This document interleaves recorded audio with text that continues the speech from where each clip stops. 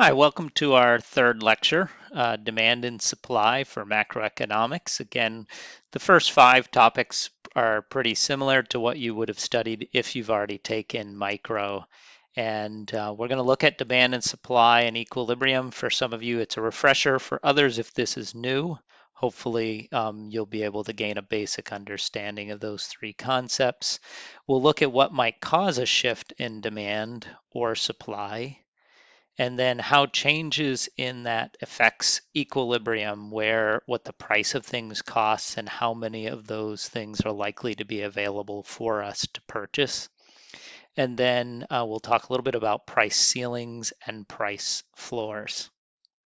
So the quantity that buyers are willing and able to purchase at every different price, that's the demand. So when we think about demand, it's what buyers, and those buyers are by and large consumers, you and I, but another big buyer is government. Another buyer is businesses buying from other businesses. So what quantity will buyers, whether they be consumers, government, or other businesses, are willing to purchase at different price points, everything else being held equal? In Latin, they use ceteris paribus for that.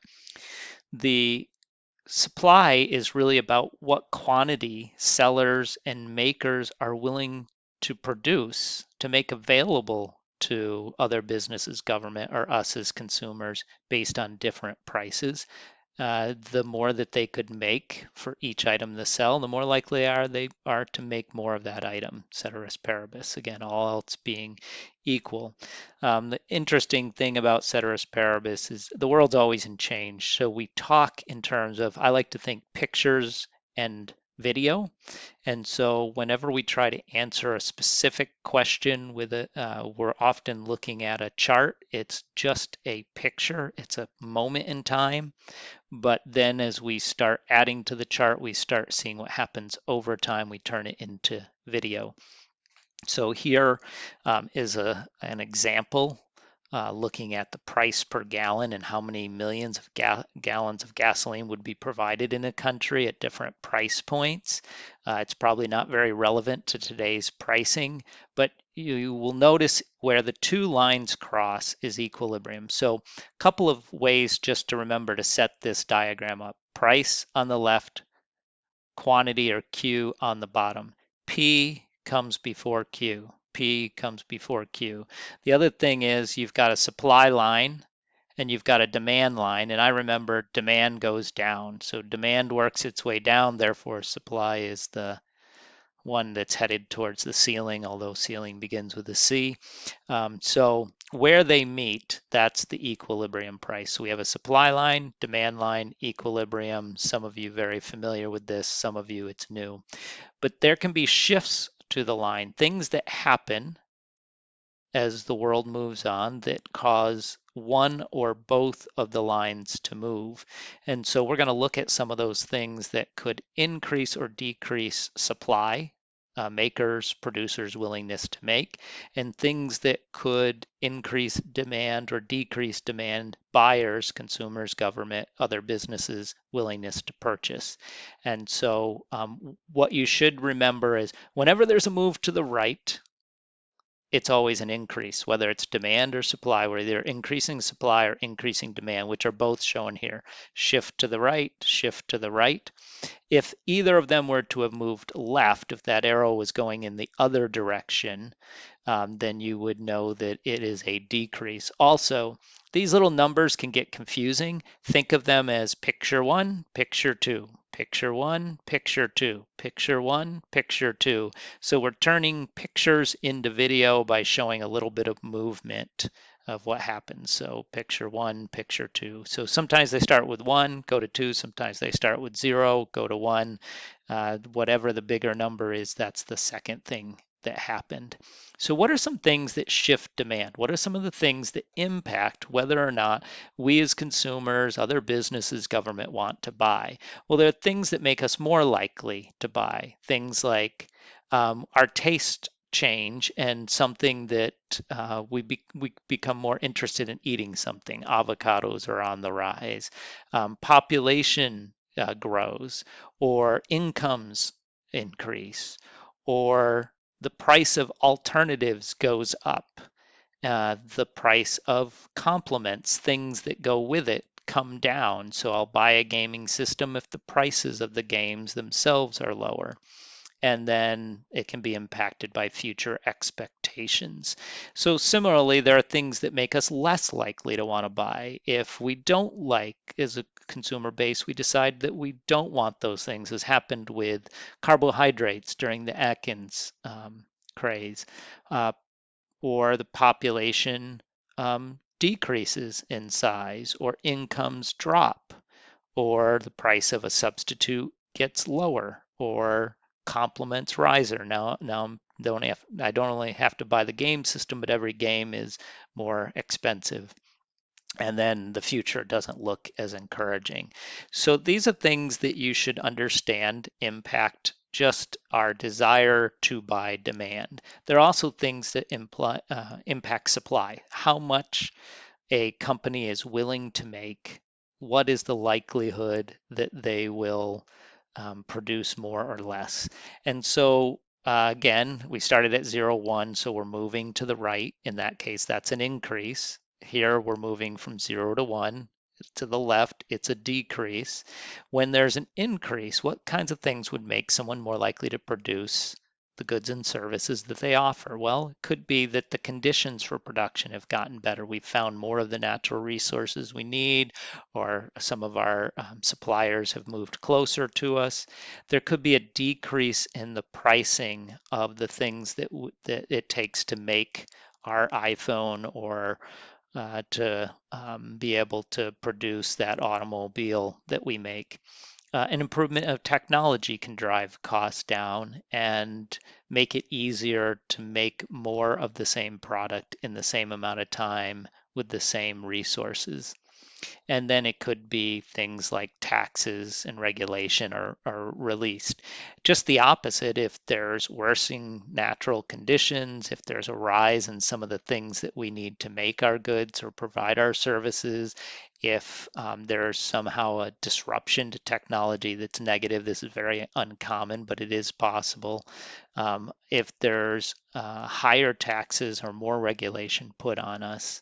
And so, for example, you could have a decline in technology. I'll just give you one example. Maybe we know that drones could deliver packages much cheaper, but then we determined that it's just too many things flying around in the airspace, and there's too much possibility for damage. And so we decide to take that off the table as a delivery mechanism, or we want to ensure delivery jobs, so we don't allow it to be done that way. Okay, so when you move one of the curves, it will impact both price and quantity. And this slide, you can take a few moments and look at it, just determines and tells you what happens to both price and quantity if you increase demand, increase supply, decrease supply. And I just draw these out so you can remember. Here's an example of it drawn out. And so for a couple of them, this is a shift in supply. A 0 times 0 to time 1. Because it went left, I know it's a decrease. So when supply decreased, equilibrium, the new spot where they connect, went from here to here. And that increased price from 0 to 1. And it actually decreased the quantity supplied from 0 to 1. So you can look and understand that based on the graph. I'm not going to go through this slide. You will need to take and just pause and kind of look at it. But what I will say is that when you read through this, you'll see that sometimes there are two movements at the same time. Things happen in the real world that are more complex, and so demand and supply might both shift, both increase to the right, both decrease to the left, or some combination of one increasing and one decreasing, and that has different impacts on supply and demand, and that's laid out here. I don't try to memorize this because I know I can draw a supply and demand curve at any time and kind of refresh my memory of what actually happens. When we talk about a price floor, it's a minimum price below which you can legally um, buy and sell a good or a service. A good example of this is the minimum wage. You cannot buy the service of someone's employment and pay them less than minimum wage unless you want to be breaking the law and potentially face the consequences of that. A price ceiling is a maximum of price above which a good cannot be legally bought. So, bought or sold. For example, if you have rent control on an apartment, you can't charge higher rent than what's been established, and those can only be put in place. The maximum price, a price ceiling, um, those can only be put in place by the government. They're the ones who can institute price controls or set minimum wages. When we have a price ceiling, what it will do is if, instead of where the market would have priced something for both suppliers and buyers to be equally happy, the same number made and bought, that equilibrium to be reached. Instead, it will not be allowed to get there and it will be stuck down here at that price ceiling, which actually creates a leftward shift in demand. And so what we end up with is we've got a new equilibrium point. That new equilibrium pushes us into a position where at this price point, the market demand would have been here, but you can't buy more than exists. And so we force demand down here, and that's called a shortage. People would have wanted more at this price because it's 500 instead of $600 in rent, but that people just won't provide apartments since we've set that ceiling that you can't charge over 500 a month for it. And when we do a price floor, and again, we mentioned the idea of minimum wage, what we're saying is, again, we can't get to this natural market equilibrium point. And so demand and supply, there's a gap. And there's actually more we were willing to produce because the price is higher. Makers would have made more, but there's no demand for it. So we'd have to move that supply line up here to hit this new forced equilibrium point. And there would have been a desire to make more to sell at that point, but they would have sat unused. No one would have bought them. And so that creates a surplus. And that's why you might walk into your favorite store and find something on sale for 50% or 75% off. When we look at this, if we get to equilibrium in a market setting, it's really a win-win. There's surplus or extra given to both the consumer and producer. It's a weird way to think about it, but what we mean by the consumer surplus is they actually overall would have been willing to pay more than what they had to. And for the producer surplus, there's a difference between what they were able to sell, what they made for, and what it cost them to make it, what we think of as profit. So the producers were able to make a profit and the consumers were able to buy something at a price point that they felt good about. And that's a nice win-win situation. Both got more value than maybe what they had to spend is the way to think about it. So this diagram I'm also not going to spend a lot of time on, but if you read the notes below in A and B, I've tried to color code them to help you follow what's being said, and they're just showing you the impact and how it diminishes the benefit to either makers or buyers, producers or consumers, depending on whether there's a ceiling or a floor, and you can take a closer look at that. So there's a concept of dead weight where we understand that sometimes when there's a control on pricing, whether they're a ceiling or a floor, that someone loses a bit of the value that they could have gotten, and that's called dead weight loss. And then we have to ask more of a moral question: does that make sense? Because some people are helped by that. If I pay a rent-controlled apartment rent, For me, that means that I can afford my rent. For someone else, it might mean that there's not an apartment available to them. Is that worth the deadweight loss versus what the market could have achieved? We call that a normative question. It's really just a question of, is it right? Does it fit our values? So the exercise for you today is to respond to this. What do you think should be the limits on what can and cannot be sold in an economy?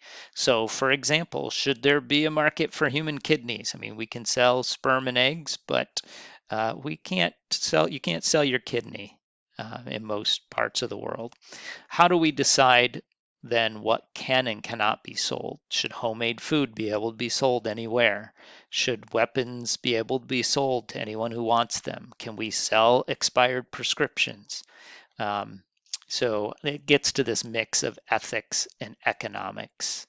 And so, how do we decide, and who should decide are the two things you're answering? How do we decide what can be sold? Where do the limits come? And who gets to make that decision? Government, government only? Who else might be involved? Look forward to hearing your thoughts on that, and thanks for listening in.